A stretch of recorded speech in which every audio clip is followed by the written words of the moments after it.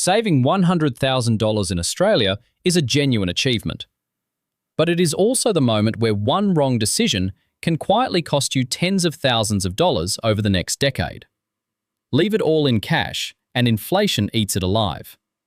Invest it all at once, and a market correction the following month can shake you into selling at exactly the wrong time.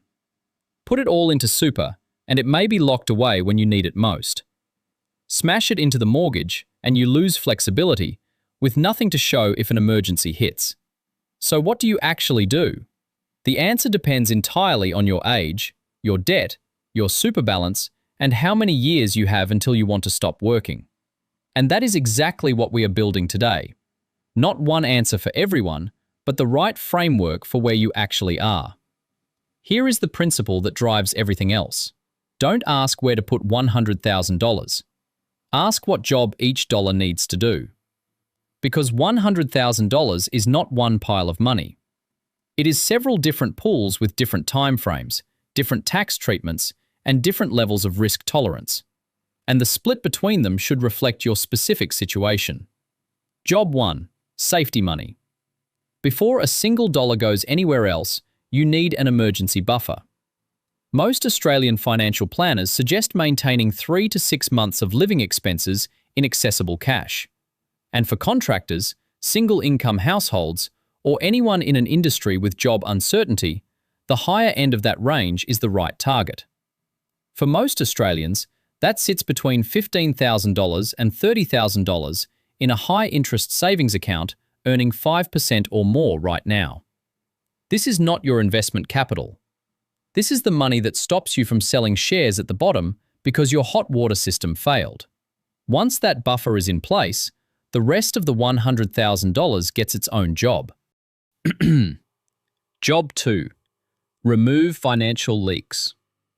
High-interest debt, credit cards, personal loans, buy now, pay later balances should go next. No ETF on the ASX is reliably returning 20% per year. Paying off a credit card at 20% interest is a guaranteed, tax-free 20% return on that money.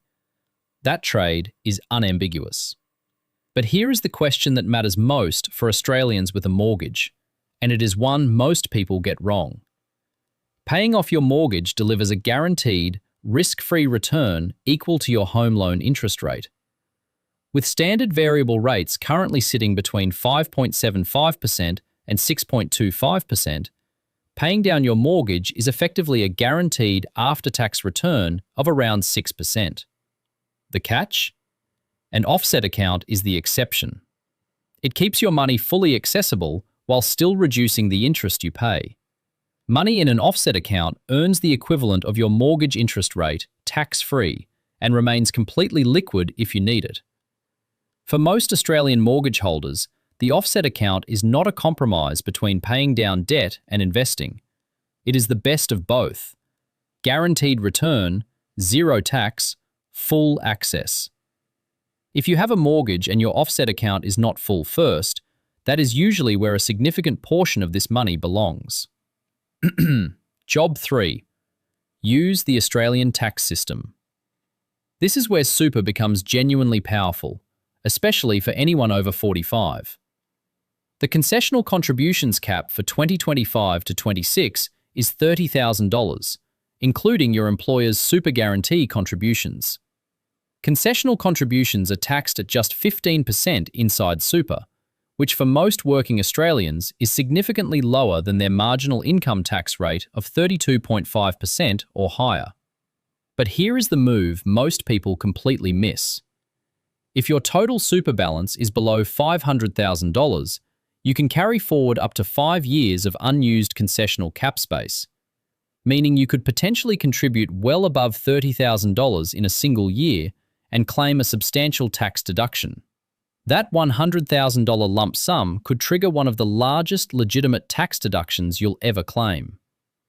The critical caveat: contributions must be received by your super fund before the 30th of June to count in the current financial year, and you must lodge a notice of intent to claim with your fund and receive written acknowledgement before lodging your tax return. One more super reality check, and it is important. The closer you are to retirement, the more powerful super becomes. But if you are 42 and want the option to retire at 55, putting $100,000 into super may lock away money you need before preservation age. The bridge portfolio question from the retirement video applies here too. Job 4. Grow the long-term money. Whatever remains after safety, debt, offset, and super gets its own job: long-term growth.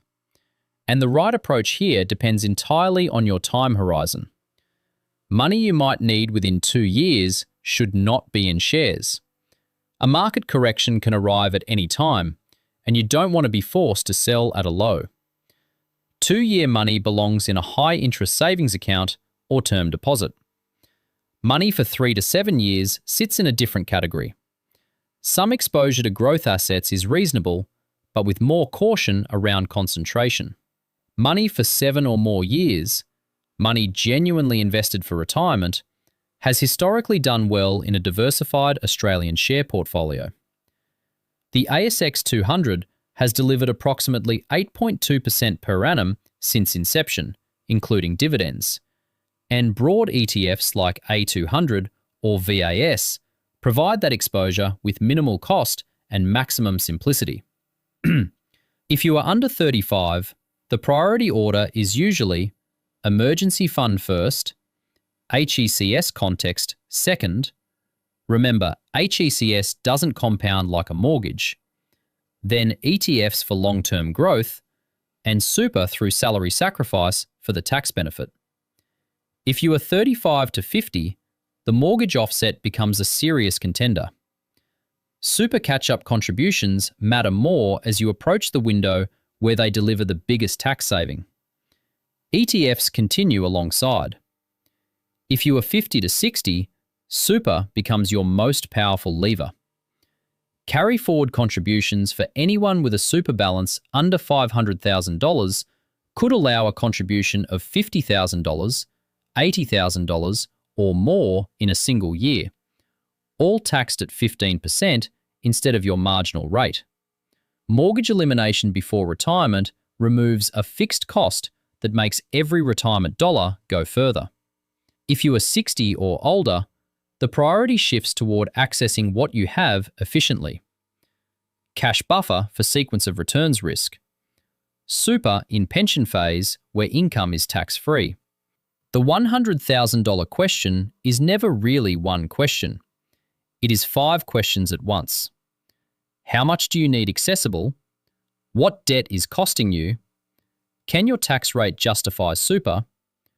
What is your timeline? And how would you behave if markets fell 30% the week after you invested? Answer those honestly, and the right allocation becomes obvious. Safety first. Leaks plugged. Tax efficiency captured. Long-term growth invested with a time horizon you can actually hold through. If this helped you think more clearly about your money, hit the like button and subscribe. I'll see you in the next one.